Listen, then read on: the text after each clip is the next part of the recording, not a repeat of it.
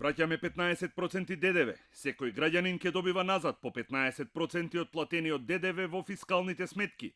Тоа ќе значи на крајот од годината уште една плата плюс во секое семејство. Праведен даночен систем. Воведуваме фер даноци. Сиромашните ќе плаќаат помалку, а богатите ќе плаќаат повеќе. Класична јавна дебата околу прогресивниот данок немаше. Владата со пробни балони, каде границата беше поставена на 60.000 денари за дополнително даночување, го испитуваше пулсот на граѓаните, бизнис заедницата и стопанските комори. На почетокот на септември, премиерот Зоран Заев изјави дека воведувањето на прогресивниот данок се одлага, бидејќи договорот со Грција и референдумот се во фокусот на јавноста и дека граѓаните не биле доволно информирани. Тогаш најави дека ќе даде време за дебата и за подготовка на бизнис заедницата за воведување на прогресивниот данок.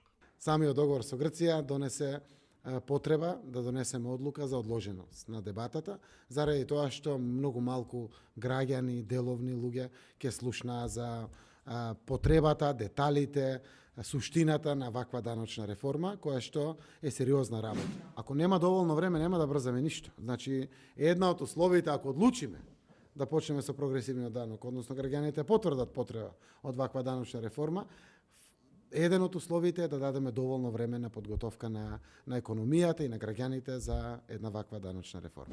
Следуваше реакција на 4 најмокни стопански комори во Македонија, кои побараа прогресивниот данок да се одложи за најмалку 5 години и за тоа писмено го известија Министерството за финансии. Тие направија анализи и анкети кои покажаа дека ставот на бизнисот е јасен. Прогресивниот данок негативно ќе се одрази врз стопанството. Според нашите анализи, анализите на експертите од земите во регионот, сметаме дека 5 години се доволно да компаниите полека направат стратегии, значи го зголемуваат нивната конкурентност, за да после 5 години тие веќе знаат, значи дека ќе имаме проснување на данокот и да тие бидат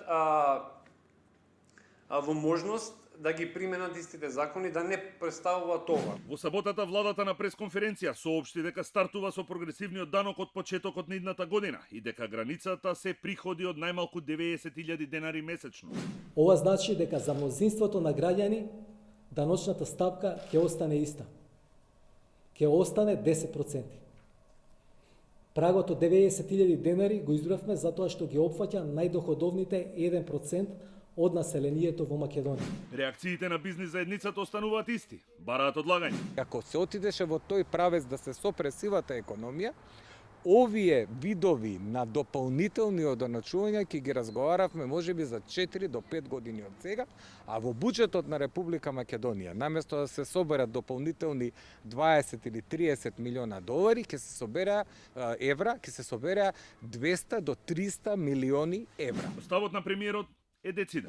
Како левичар, како социјалдемократ, кој што исто така доаѓа од деловната заедница, ги знам и двата аспекти на медалјата и можам да кажам дека оваа мерка е исклучително добра, фер и праведна, кој што ги гарантира фер и праведно општество за сите во нашата Македонија. Останува нејасно што се случи во изминатите 2 месеци, од почетокот на септември до викендов, и како и зошто премиерот Заев ја смени својата одлука.